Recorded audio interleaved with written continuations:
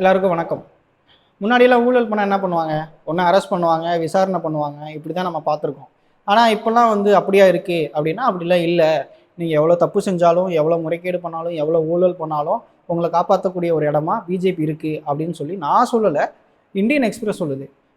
ஏன்னா அவங்க என்ன சொல்கிறாங்க அப்படின்னா, ஒரு கட்டுரை வெளியிட்டிருக்காங்க. என்ன கட்டுரை அப்படின்னா, கடந்த 2014லேருந்து 2024 இப்போ இந்த 10 வருஷத்தில் மற்ற கட்சிகள்ல இருந்து ஒரு 25 முக்கிய தலைவர்கள் பிஜேபிக்கு மாறியிருக்காங்க. அந்த 25 பேர் மேலேயும் ஊழல், முறைகேடு அப்படின்னு சொல்லி ஏகப்பட்ட வழக்குகள் தொடர்ந்து தொடுக்கப்பட்டிருக்கு.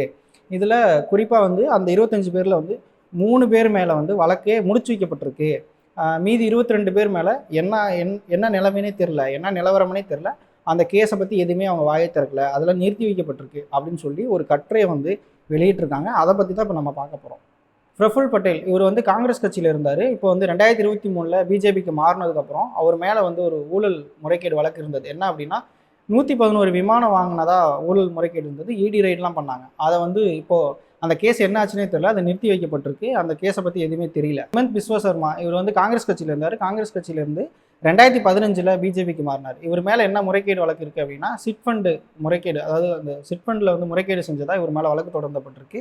இப்போது பிஜேபிக்கு மாறினதுக்கப்புறம் அந்த வழக்கு என்ன ஆச்சுன்னே தெரியல, அது நிறுத்தி வைக்கப்பட்டிருக்கு. அது இல்லாமல் அஜித் பவார் இவர் காங்கிரஸ் கட்சியில் இருந்தார். காங்கிரஸ் கட்சியிலேருந்து 2023 பாஜகவுக்கு மாறுறாரு.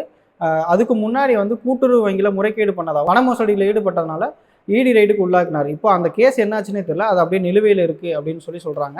அசோக் சவான் இவர் காங்கிரஸ் கட்சியில் இருந்தார். காங்கிரஸ் கட்சியில் இருந்துட்டு 2024 பிஜேபிக்கு மாறுறாரு. இதுக்கு முன்னாடி அவர்கிட்ட என்ன வழக்கு இருந்தது அப்படின்னா, கூட்டுறவு வீட்டு வசதி சங்கத்தில் முறைகேடு பண்ணதாகவும், அவர் இடி ரைடு விட்டு வழக்கு தொடர்ந்ததாகவும் அவர் மேலே ஊழல் முறைகேடு வழக்கு இருக்குது.